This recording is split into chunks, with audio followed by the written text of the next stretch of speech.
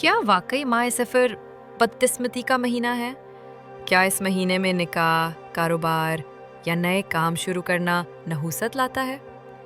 یہ وہ سوالات ہیں جو صدیوں سے ہمارے دلوں میں بیٹھ چکے ہیں، لیکن اب وقت ہے حقیقت کو جاننے کا۔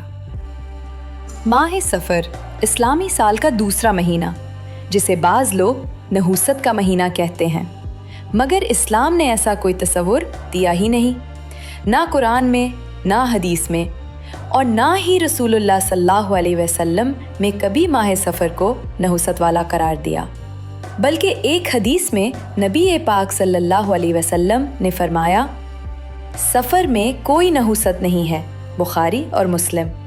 پھر ہم نے یہ کیسا عقیدہ بنا لیا؟ کیا ہم اللہ کی رحمت کو خود ہی محدود کر رہے ہیں؟